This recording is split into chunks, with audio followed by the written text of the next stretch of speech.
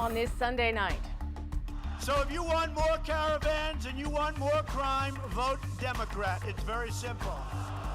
The Republicans don't care about your booze, but they care about your vote. They're not up for election, but they're fighting for every vote, even in Republican strongholds. So what is it about Tennessee that you think makes it still Trump country? Because we love America and we want to make America great again. Will it make the difference in the tightest races? It might have made a difference for the 16 young men and women in the Humboldt crash. Transport Canada has known for years coach buses without seatbelts could be deadly. So why didn't they act? A Fifth Estate investigation. I was devastated, to tell you the truth. Her husband had a stroke and she was left with his credit card bill. Now she's going public. Is credit card insurance worth it? This is The National.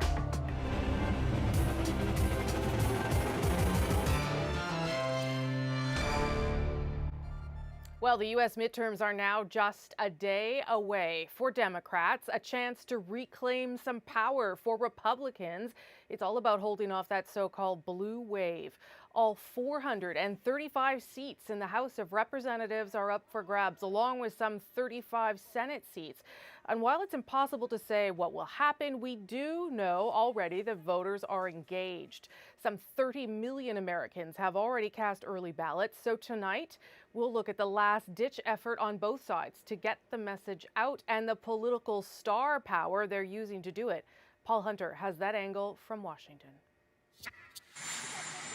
His name isn't on any ballot this Tuesday, but Donald Trump himself acknowledged today he accepts that these midterms are indeed a referendum on him. I see headlines in the New York Times that it's really about me, and it's not really, but I'll accept that.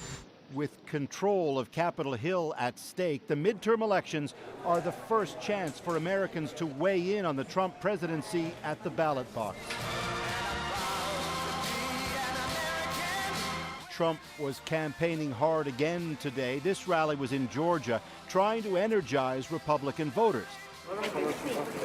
He again said he'd block that caravan of migrants heading toward the U.S. through Mexico, migrants Trump regularly denounces as a threat to American security. Democrats want to invite caravan after caravan of illegal aliens to pour into our country. These are the same caravans that have violently overrun Mexican soldiers and police. You saw this. We're not dealing with babies here, folks. Counter-punching today at a Democratic rally in Indiana, the man Trump replaced in the White House, Barack Obama. When you hear these Republicans bragging about, look how good the economy is, where do you think that started?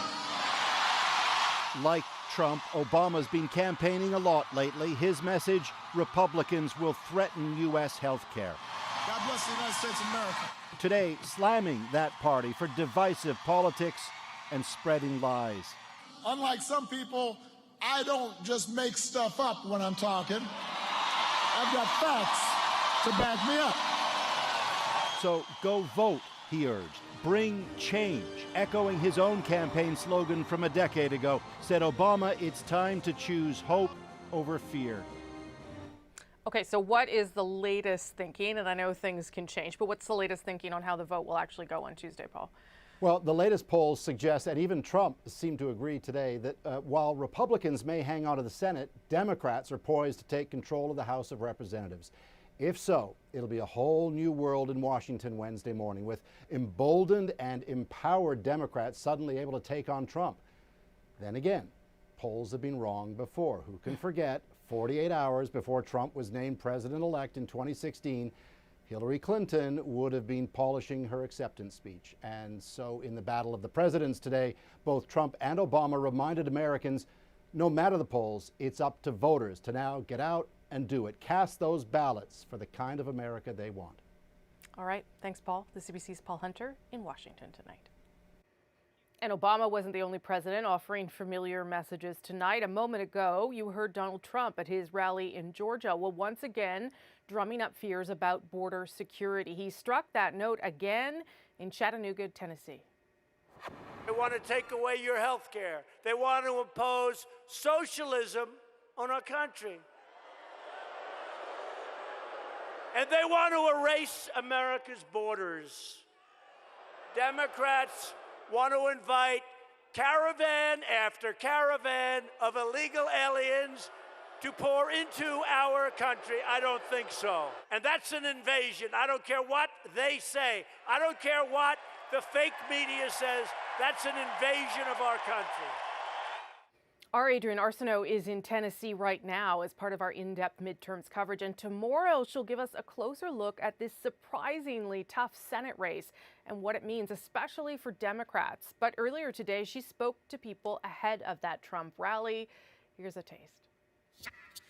Tennessee just isn't one of those places where you would imagine there would be a need for a rally from President Trump. Yet this is his second one here. This is a state he won handily in 2016. 61% of the electorate voted for him. This is a state that's doing well. It is growing. It is growing economically. It's growing in conservative white voters. And in the conservative South, Tennessee is really conservative. And that seems to be the key to how the president is choosing the locations for his rallies. 11 stops in 8 states, all places that he won firmly. And the point of that seems to be so that he can soak in their enthusiasm and they can soak in his. All right, so have I got that right? Yes, correct. So what is it about Tennessee that you think makes it still Trump country? Because we love America and we want to make America great again. Is your life better? Yes, my husband just got a raise. And of course, we're bringing home more money on our paycheck. So yes, it is better. And I love this country. But the thing is, a Trump bump the size of that might actually be needed here in Tennessee because the race for Senate in this state has become one of the tightest, one of the nastiest, one of the costliest races in this entire country. And on one level, it makes no sense because the Republican candidate, this woman named Marsha Blackburn, should be able to practically phone it in, and yet she's not able to do that. The Democratic candidate is a former governor. He's trying to keep it local, and so far, the polls, for whatever they're worth, are suggesting this state is an actual toss-up, making Tennessee one you have to watch. Great to see Adrienne out there doing her thing. She'll have more for us tomorrow night here on the show. And the president is zeroing in on a few more of those tight races Adrienne was talking about. These ones, though, particularly in the Midwest. Just one day to go, and it's going to be another busy one. Trump visits 3 states, trying to tip the scales against 3 Democratic incumbent senators. Trump's first stop is Cleveland, Ohio, tomorrow afternoon. Then it's off to Fort Wayne, Indiana, for another rally. And Trump's last stop of the day, Cape Girardeau, Missouri, where he'll be joined by conservative broadcasters Sean Hannity and Rush Limbaugh. Well, we also went to Ohio recently with a race so close we thought it also would be the perfect place to bring together 6 ordinary Americans for a very candid conversation about the election, their president, the great political divide in the U.S. We'll have that conversation tomorrow night here, but first, a preview. So Mary, you're over here. And Carol, you're here. David, you're beside me over here. Steve, you're on the end. Roland, you're here in the middle. Tom is here. We did divide you along your thoughts because it'll just be easier for me to follow along.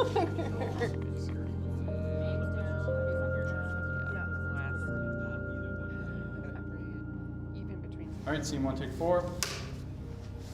Thanks for coming. So obviously we've split you up sort of into not such a big fan of the president, fan of the president. So, Tom, I'm going to start with you. How do you think he's been doing in this first couple of years? I think he's doing a very good job. One, he's doing what he said he was going to do. He said he was going to reform taxes. He reformed taxes. He said he was going to deregulate. He deregulated. And our economy is thriving because of that. David, you're not a big fan. Not at all a fan. No. So how do you think he's doing in the job? My greater concern is what I think is happening for the people in this country. And He is incredibly polarizing.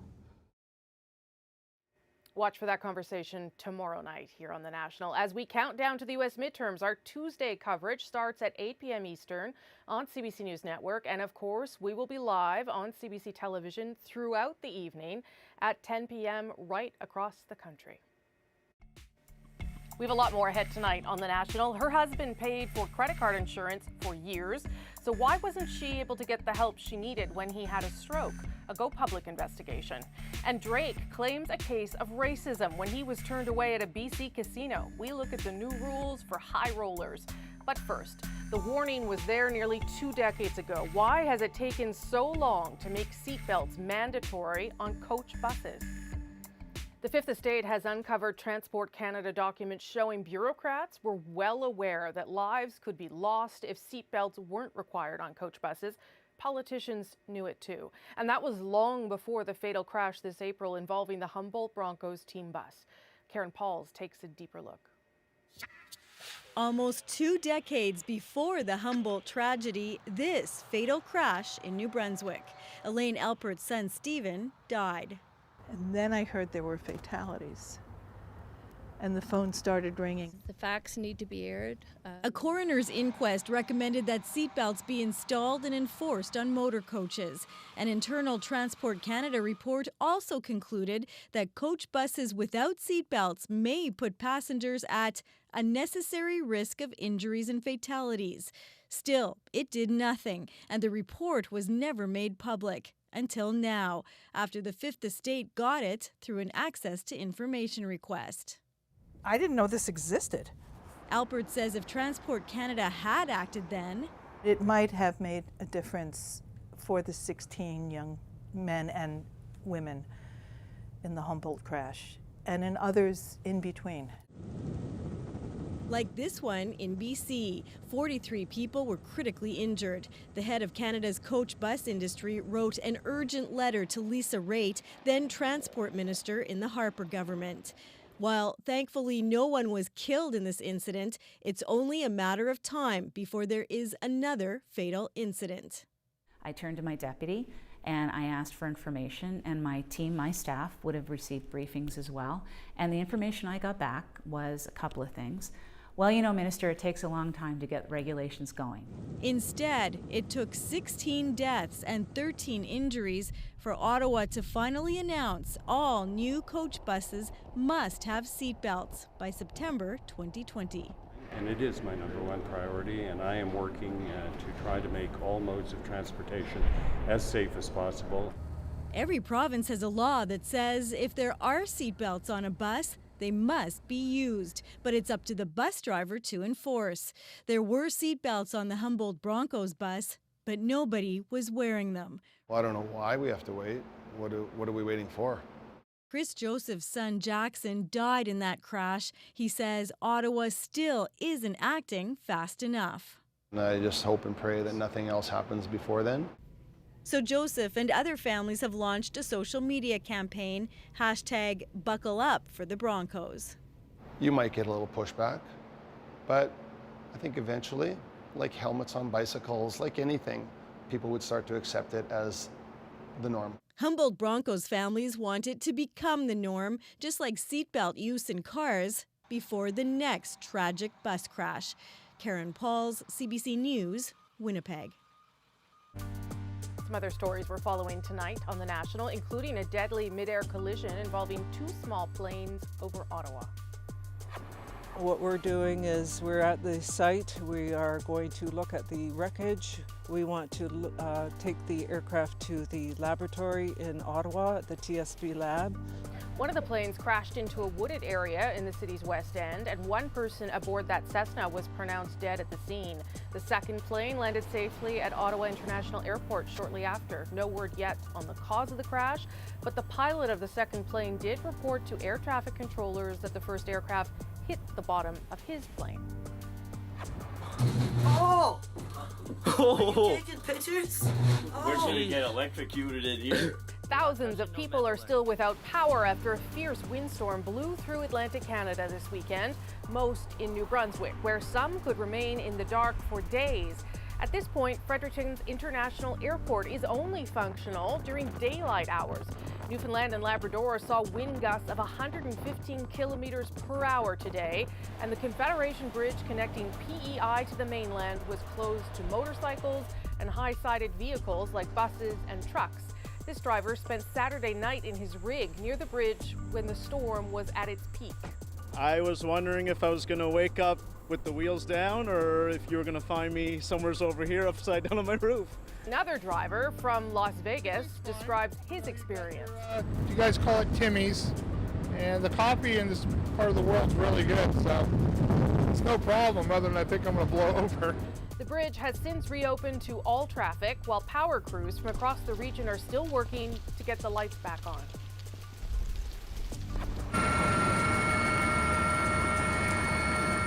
And Italy's prime minister surveyed weather-related devastation in Sicily today.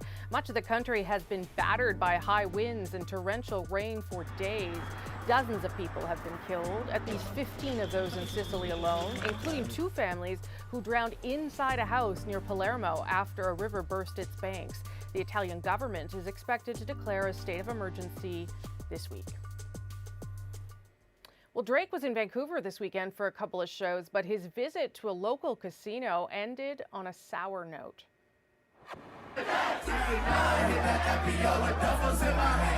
But first, he put on this impromptu show at the Fortune Sound Club Friday night. Then it was off to the casino.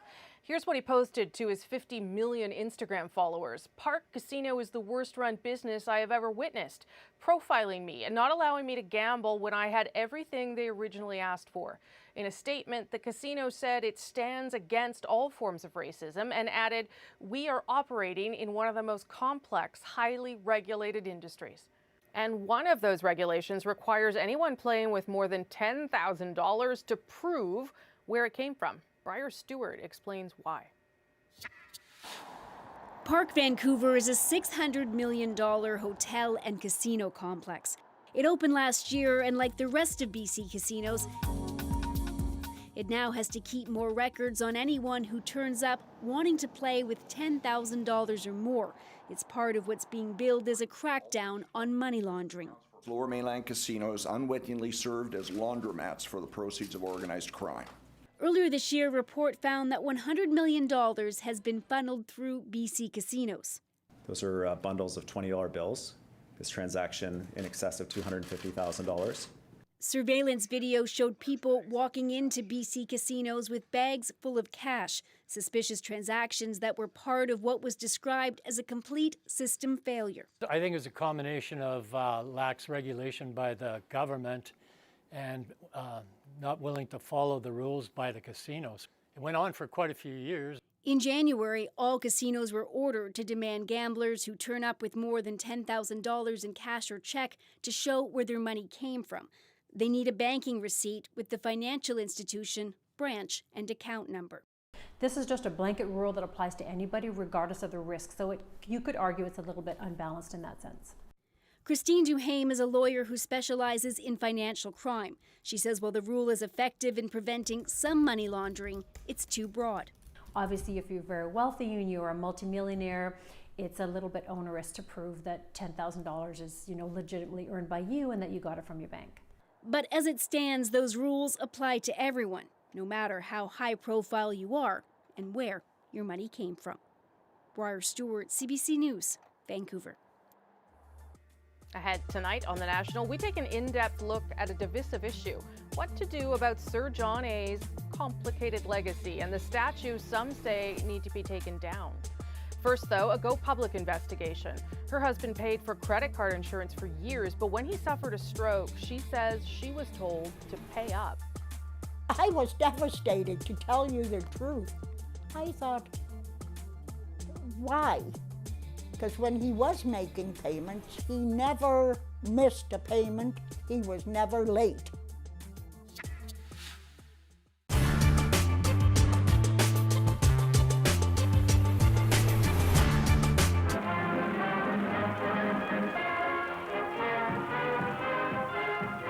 Far from the din of battle stands a Canadian General Hospital housing some of Canada's casualties recently arrived from France. A welcome visitor comes to its doors. Her Majesty the Queen, who is taking time out from her many functions to visit her Canadian boys. The trim, gray-clad figure with a dazzling smile wears the diamond maple leaf presented to her during the royal visit to Canada. For 3 hours in every ward, she talks to the wounded fighting men of Canada. The magic of her personality banishes all thoughts of depression. After speaking to each man individually and hearing their thrilling stories, the Queen comments briefly, "The Canadians are doing a wonderful job." She leaves behind appreciation for her kindly thoughtfulness.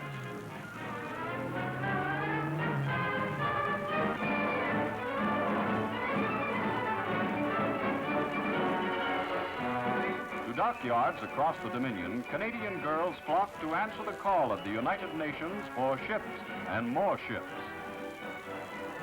Joan Canuck has forsaken Vogue and Vanity Fair for blueprints and construction plans.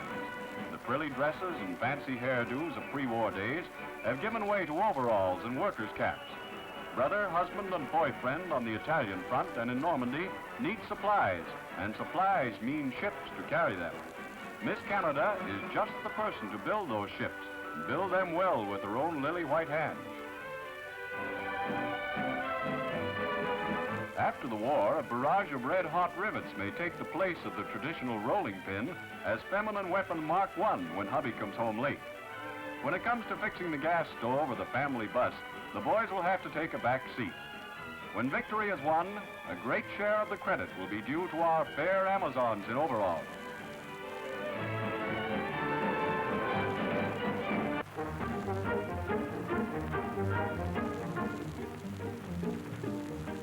The convoy at sea represents the lifeline of our forces in the field. To maintain one fighting man in action, it requires 19 other men behind the scenes. Most of these are found handling the gigantic project of keeping the Army supplied with weapons, ammunition, and food, and the Air Force with planes and petrol. Under the Navy's protecting guns, all manner of craft are brought into use in the never-ending battle of keeping supply dumps filled. As soon as a beachhead is established, cargo vessels which are standing by commence pouring out their quota of stores.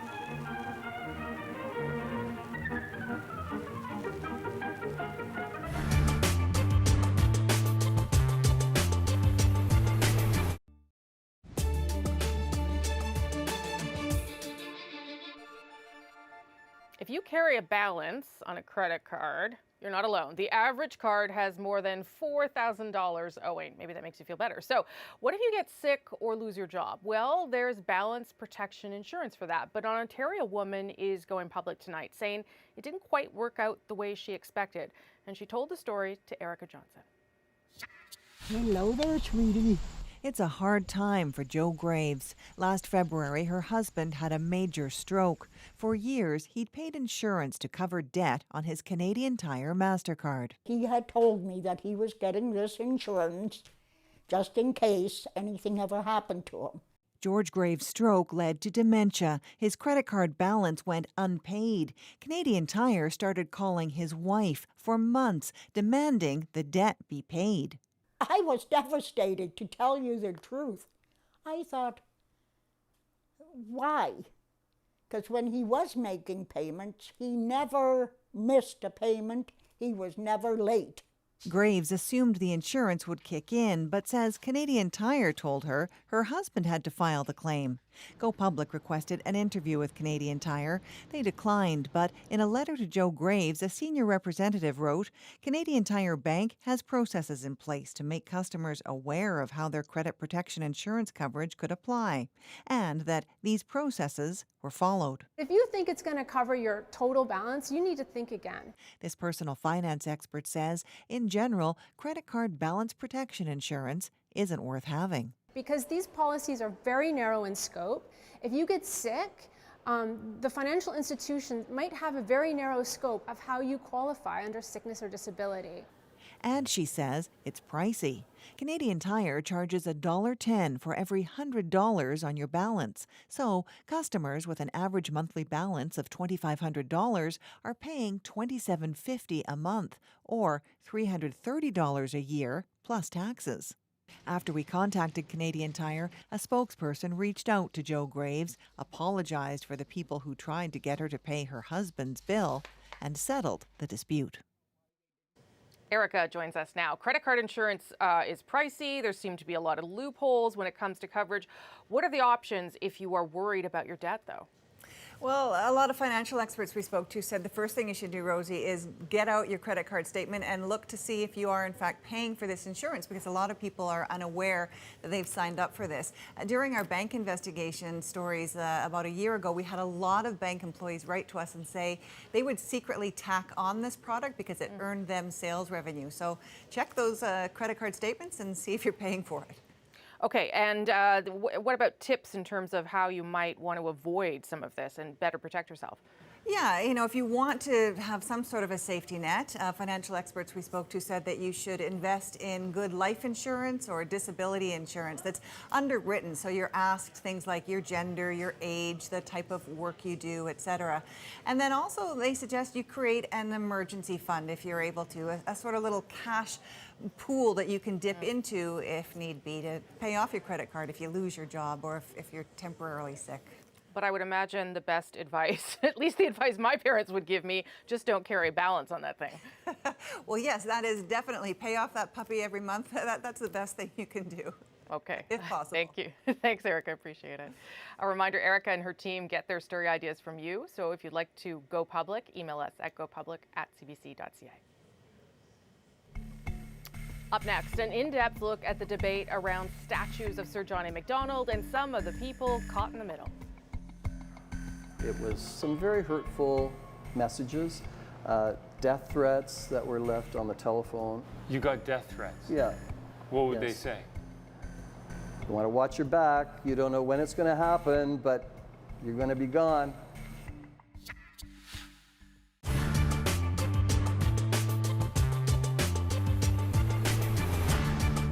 Forgive me for putting on these sunglasses, but they're actually bifocals and they're the only glasses I have with me. I don't like to see people wearing sunglasses in interviews. This is the only poem I can read. I am the only one who can write it. I didn't kill myself when things went wrong. I didn't turn to drugs or teaching. I tried to sleep. But when I couldn't sleep, I learned to write.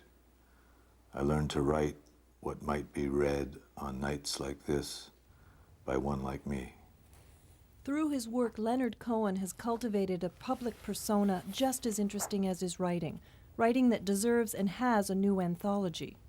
While Cohen prefers talking about the present and the future, this book has him looking to his past. Now, the early stuff was written between the ages of 15 and 20, you know. I think it's been downhill ever since, so I had a real gift then.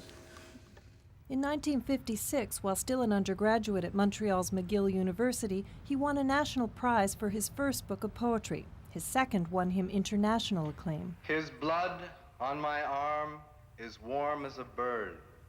His heart in my hand is heavy as lead. His eyes through my eyes shine brighter than love. Oh, send out the raven ahead of the dove. Cohen quickly cultivated the reputation of a chronically depressed poet who was both hip and hypnotic. He dubbed himself the Grocer of Pain. And while the Grocer of Pain is still at his post, since 1967, he's been putting his words to music. We're drinking and we're dancing. The band is really happening. The Johnny Walker wisdom running high. And my very sweet companion, she's an angel of compassion. She's rubbing half the world against her thigh. At the beginning of his musical career, friends begged him not to sing. Cohen's voice is reminiscent of a truck trying to turn over on a cold Montreal morning. Not pleasant, but a familiar sound, and that sound was honored at the Junos earlier this year with the Best Male Vocalist Award. You know, it's only in a country like this that I could get the Male Vocalist of the Year.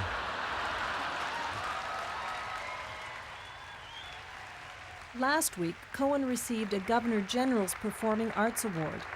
While he's a bona fide star around the world, musical acceptance here in North America is something new for Cohen. This is my work. Writing is my work.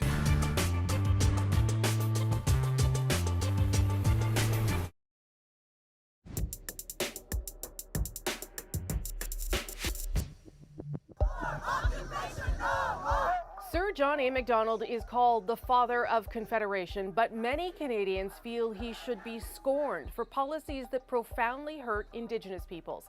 Last year, this Montreal statue was painted blood red, and it's happened again this year. Other tributes across the country have been called into question. In August, Victoria took the unprecedented step of removing that city's public Macdonald statue, while some applauded and others objected. More than 200 years after his birth, Sir John A. stirs passionate reactions in this country. The CBC's Nick Purdon met with people on both sides as he sought to find out how this polarizing figure from history can fit into Canada's future.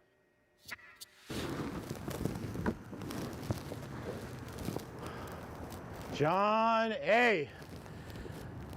John A. Are you wondering what you're looking at? John A. I wanted to confront you. I wanted to talk about Indian residential schools. Think of this as a kind of historical showdown. In one corner, we have the ghost of Louis Riel, hero to Indigenous people for his rebellions against the Canadian government. The world turns without us. In the other corner, Sir John A. Macdonald, father of the country, fierce politician, and architect of Canada's residential schools. After you had me killed. Now, it's worth mentioning that Sir John A. had Riel executed just steps away from this exact spot in Regina, hence the noose in the hood. Oh, and the man dressed as Riel? That's Métis artist and university professor David Garneau. This statue always arrests me. It comes as a shock because there isn't another one like it in the province. Why would citizens decide to put John A. Macdonald's statue here in the place where Riel was hung? That shocks me. It's a provocation. What is the provocation? Provocation is to remind Indigenous people that shut up. Remember what happened to the last guy who stood up. So I think it's deliberately there to remind Indigenous people in the Regina area about John A. and Louis Riel. Garneau tells me he's compelled to confront Sir John A. because his great-great-grandfather, Laurent Garneau, was part of the Métis resistance. He was arrested, put in jail for 6 months, and was threatened with the hanging. So I grew up with that idea that that's a possibility, and it led to what I call the Great Silence. You know, Métis people just went underground at that point, assimilated. My family assimilated, just was quiet. And things were quiet for Sir John A. too. That is, until pretty recently. It used to be that Sir John A. Macdonald was just the father of the country. That's it, that's all. Nobody really questioned his legacy, which is actually a lot more complicated. Sir John A. started the residential school system, for example, so he can be seen as a nation builder, but also as a racist. And there are plenty of people on both sides. And so the question is, how should we remember him?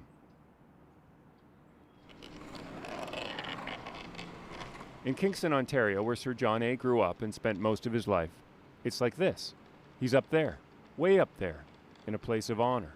In fact, until recently, a crowd gathered here on his birthday every year to toast him. And that's why he's... Warren Everett, who's head of the Kingston Historical Society, never missed a gathering. Is he someone you'd love to meet? Oh, yeah, I'd like to. Well, I was about to say I'd like to have a drink with him, but I don't think we're supposed to say that now. He is the father of Confederation, and it was his drive and ambition and vigorous approach to this that stopped us being a colony and became a dominion. And I'm not sure where we would be if it hadn't been for him. Warren understands that Sir John A.'s policies towards Indigenous people had serious problems, but he also insists he shouldn't be the lightning rod, because if he is, so is Laurier, so is Borden, so is Bennett. You know, everybody up to Pearson. While they may not have started it, they certainly didn't stop it. So you worry that if it starts with Macdonald, where does it end? Well, yeah, everything will be well, removed. That's true. Yeah, you could have a growth industry in wrecking, but I think if this statue came down and then you start to just erode the legacy and the heritage of the country. There you have it. Macdonald's fans want to keep honoring him, The other side wants him gone. And if you think this is just some abstract debate that doesn't affect real people, meet Paul Fortier. Paul owns this pub in Kingston that used to be named after Sir John A. Macdonald. Then the protesters arrived. So they had Sir John A. sort of hanging on a stick, with a noose around his neck, and they didn't burn it here, but they took it into the park and set that on fire afterwards. Paul and his staff were afraid for the bar and themselves. They heard the protesters denouncing the way Indigenous people were treated by Sir John. They came and they chanted and they yelled at the customers who were coming in and out of the pub. And what did they yell? Oh, things like, you're supporting a colonial business. Paul thought the best thing to do was to listen to the protesters. So he changed the name of his pub from Sir John's Public House to just the Public House. But that wasn't the end of it. After that, the supporters of Sir John A. were angry. People were coming into the pub and saying that we shouldn't have done this, that we had caved to the sort of liberal-minded individuals. It was some very hurtful messages, death threats that were left on the telephone. You got death threats? Yeah. What would they say? You want to watch your back. You don't know when it's going to happen, but you're going to be gone. Death threats? How is it that people are so passionate about Sir John A. Macdonald that they'll do things like that? Well, let's find out.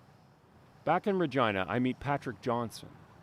Now, Patrick is up on criminal mischief charges for some of the things he's done to Sir John A. I brought the sledgehammer in. I gave it 3 whacks on this side, 3 whacks on the other. Nothing really moved. It was just like a big din, like a bell ringing. That's right. In the middle of the night, Patrick brought a sledgehammer down here and tried to destroy the statue. It was exhilarating, kind of terrifying, but something I needed to do.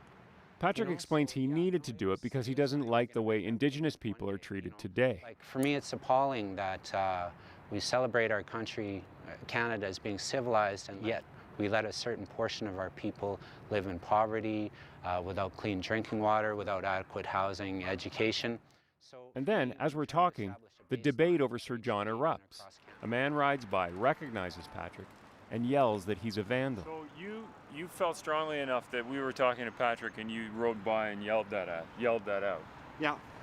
Is there anything you want to say to Patrick? Well, I just disagree with his protest, and I'm really not into vandalism, and I just saw that as vandalism.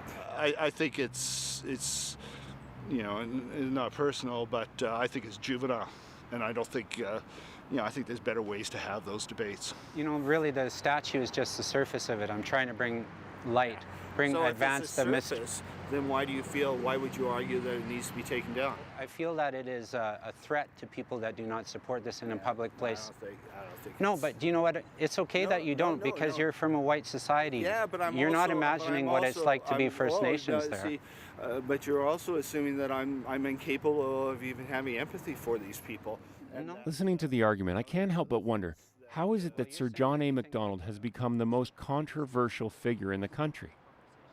And what are we really arguing about when we argue about him? Those sound like questions for a historian. Meet Jim Dashuk.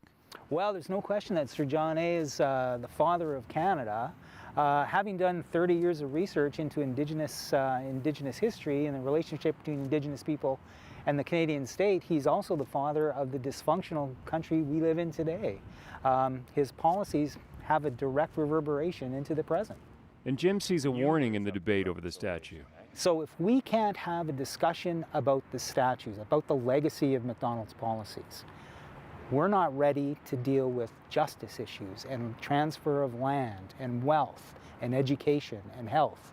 Those things are real and they need to be addressed. So if we can't deal with the statue in a park in a spirit of understanding, I'm not really seeing reconciliation in the near future. Maybe Dashuk is right. They don't want you here! It is tempting to dismiss the conflict over the statues as being about the past, but maybe it's really more about the future and where Canada is headed. Just down the road is the retirement home. For me, that statue is like a message from the past delivered to the present and onto the future, and it's the imposition of an old will. And we can decide to accept or reject it as we would anything. Let's go. Let's go. David Garneau doesn't want to destroy Sir John A.'s statue. Anytime now. He wants to retire it. He wants it set up in a museum so Sir John is remembered, Enjoy your stay. but for the good things he did and the bad. Nick Purdon, CBC News, Regina. Up next on The National, the grassroots movement to save some of Canada's biggest and oldest trees using social media. 7 years ago, you were climbing through the trees like we did earlier here. Yes, and it was an intact old-growth forest, some of the most spectacular that exists anywhere in the world. It's devastation, but devastation that didn't have to happen.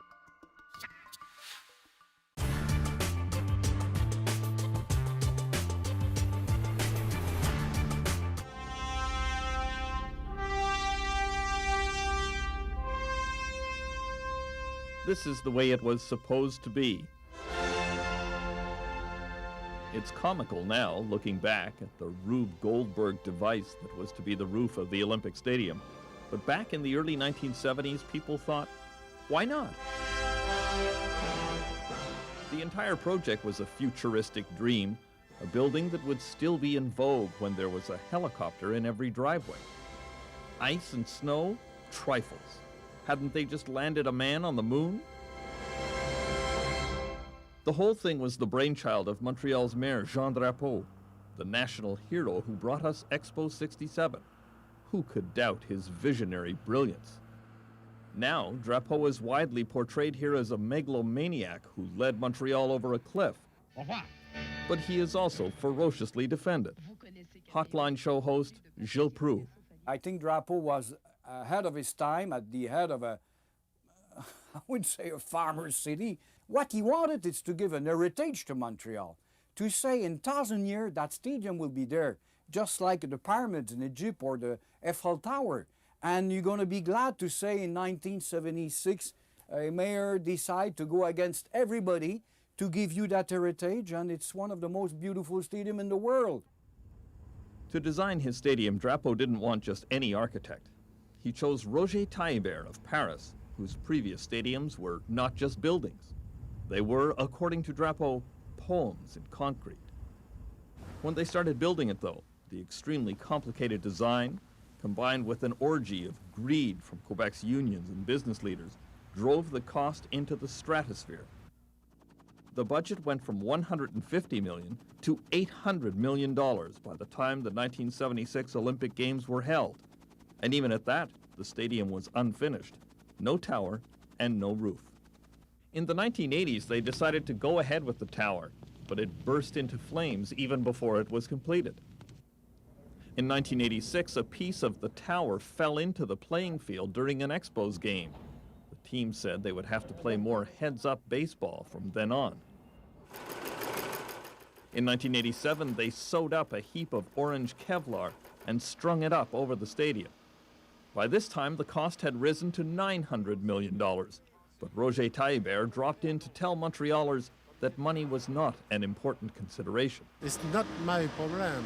My problem is a concept. But it turned out that the concept was also a problem.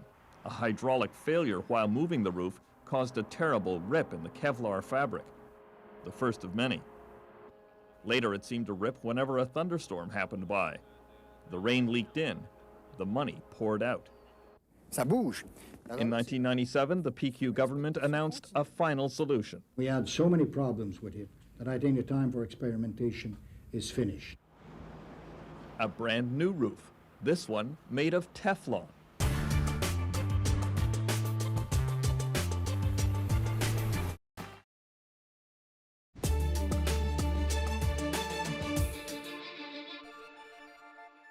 Here are some of the other stories we're following on The National this week. A parole hearing is set for Wednesday for Ontario man Marco Muzo, who killed 3 young children and their grandfather while driving drunk. In the spring of 2016, he was sentenced to 10 years in prison. Muzo is now eligible for day parole, but he can choose to waive or postpone the hearing. It is our hope that this long overdue apology will bring awareness to our failings as we vow to never let history repeat itself. On Wednesday, the Prime Minister will make another formal apology inside the House of Commons, this time, though, for Canada's decision to turn away a passenger ship full of Jewish refugees fleeing Nazi Germany in 1939.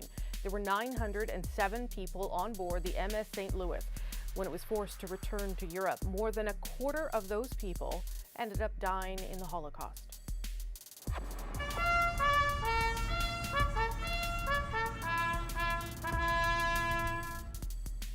And of course, Sunday is Remembrance Day. We'll have live coverage of the ceremony at the National War Memorial here in Ottawa. I also recently sat down with this year's Silver Cross mother, and for the first time, it's a mother who lost a child to suicide. Anita Cinerini's son took his own life just 3 months after returning from Afghanistan.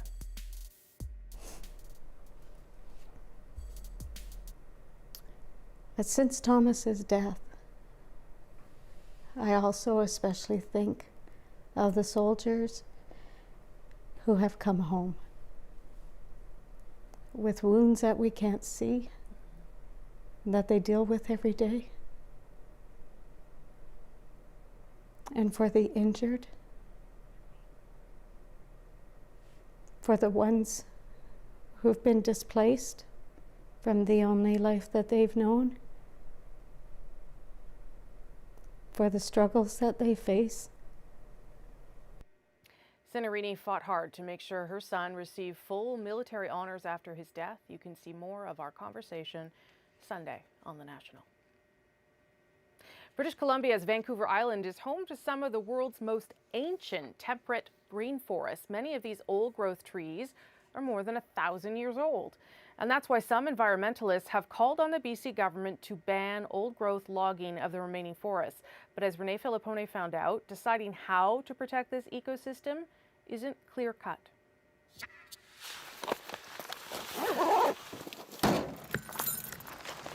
When you come in, just go diagonal here. Yeah. Armed with a camera, the mission is to track down giants. The hunt is on. That one's pretty big. Hidden in this nearly untouched forest on Vancouver Island. You can already see another biggie over here. Ken Wu and TJ Watt are our guides in search of big trees. After only a couple minutes trekking in the woods, Put it about 6 feet wide. we find this one.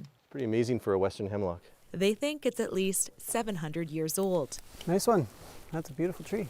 These won't break any records, but they're still some of Canada's biggest and most threatened trees. These giants here have been the green gold of the old growth logging industry. They've propped up the industry for a couple decades now, but they're coming to an end. 23 feet and 3 inches. For Wu, it's not just about the giant trees, but everything else they support in here, But it certainly is an amazing looking organism. like this coral mushroom. Is that a Douglas There's a big fir? cedar and a Douglas fir side by side up in there, eh? Can we get up there? At 19 years old, Wu was part of the War in the Woods to end logging in Clackwood Sound. 25 years on, he's still fighting here, but his strategy has changed. We spent a lot more time protesting then, and which needs to be done as well. But today we spend more time highlighting the beauty of these places. They do it by capturing images, showcasing the beauty of the forests, and documenting their demise. The pictures and video are shared on social media, trying to shame the government into ending old-growth logging. 7 years ago, you were climbing through the trees like we did earlier here. Yes, and it was an intact old growth forest, some of the most spectacular that exists anywhere in the world. It's devastation, but devastation that didn't have to happen because there's a second growth alternative. Most of the forests are second growth. Logged and then replanted, after 50 years they can be cut again. The marks of the industry are clear on Vancouver Island, and for Wu, it's unacceptable. There's still a lot of dinosaur thinking, including by this government at this point in time, but it's not sustainable. In the end, we are going to lose these ancient ecosystems. but you can see the dark green. That's all reserved. That's never going to be touched. The Truck Loggers Association of BC took us up in their helicopter, pointing out which areas are already protected. There's What's this one? that's a fir. That's huge. Yes. Zoltan Schaefer maps what areas to log. He says the industry follows the province's lead to determine what's on the chopping block. This one's pretty high grade. That means these logs equal big money, worth twice as much as second growth wood, profit that supports thousands of jobs on the island. I think there is a balance, and I think it's being done. It's like you're not going to satisfy everybody. You never are. But I think the loggers do care. The ones that I've dealt with and work with, we all try to do the right thing. This is all old growth fiber that you're looking at. Forestry is in Mike McKay's blood. We're cutting red cedar right now, Renee, yeah. He took over this mill from his father and worries it could close if old growth logging came to a grinding halt. Well, this place would probably shut down next week. How's that?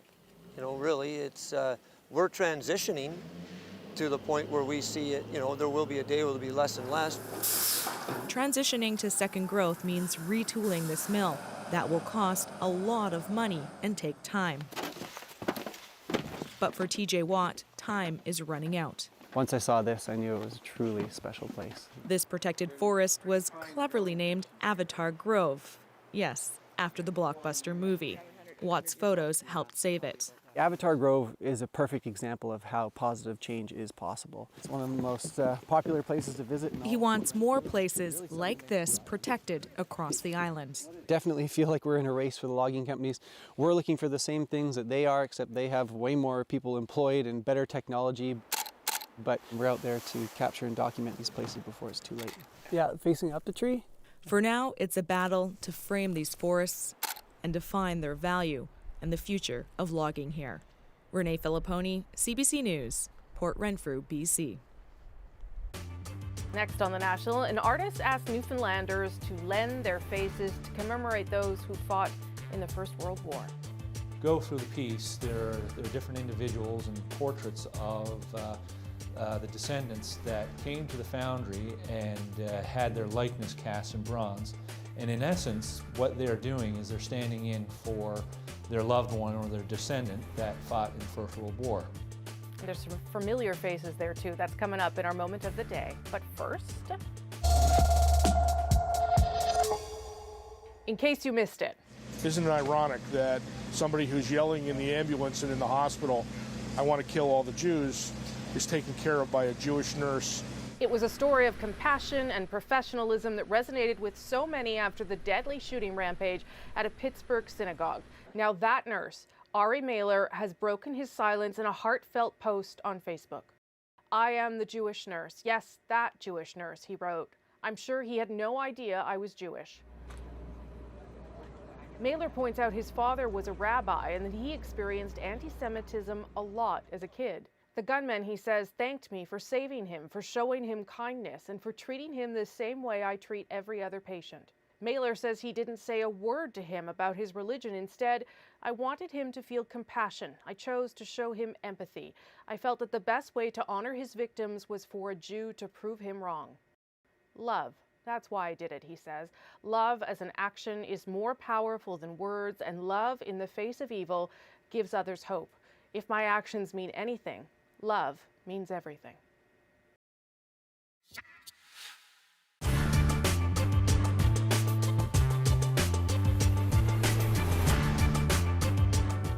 The World Wars, Korea, Vietnam, wars far removed from Canada's First Peoples.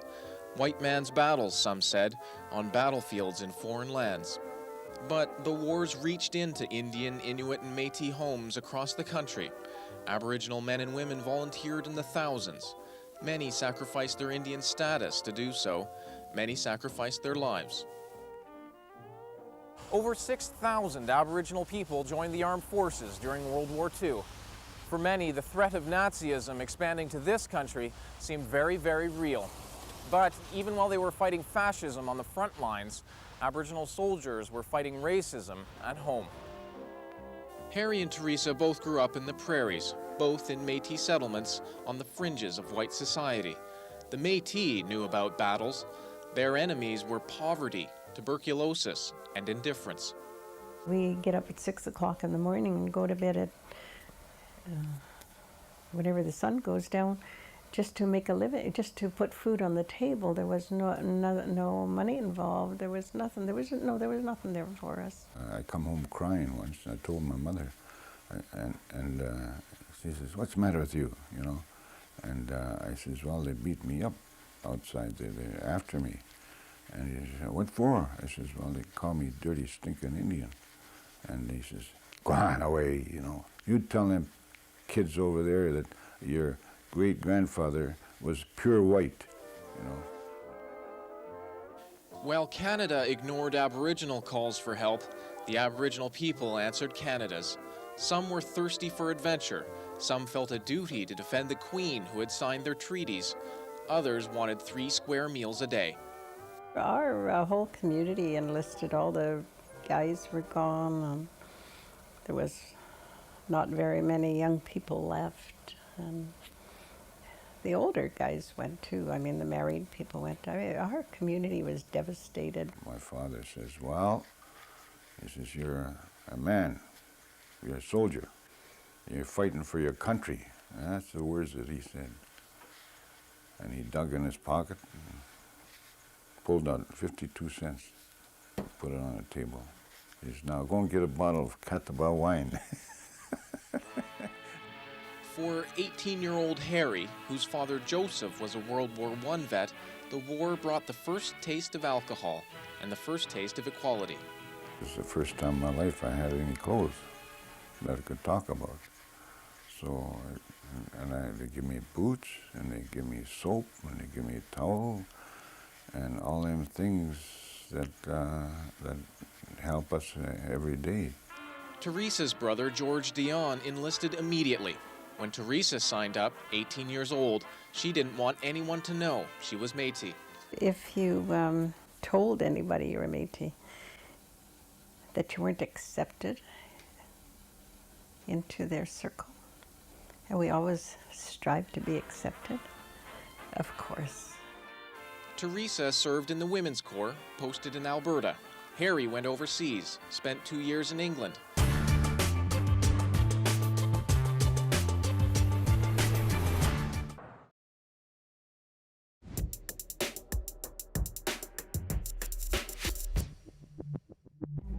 A Newfoundland artist is using images of the living to commemorate the dead.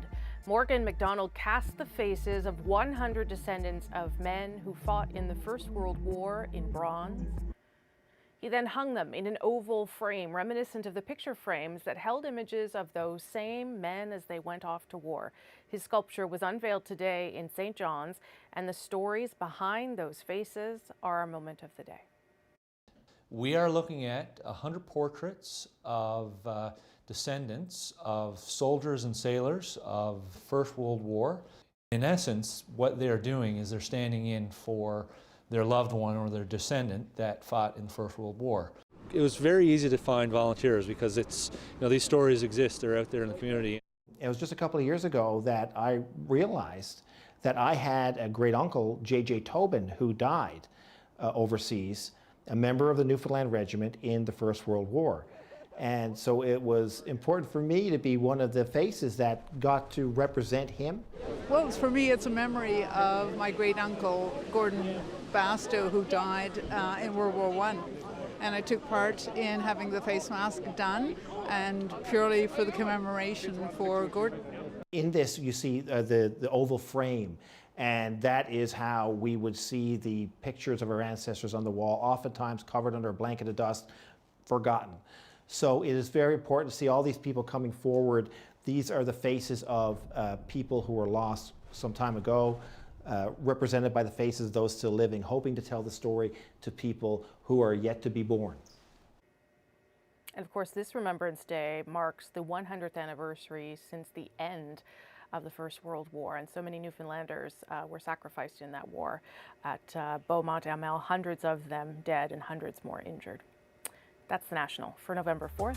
Good night. Thanks for watching.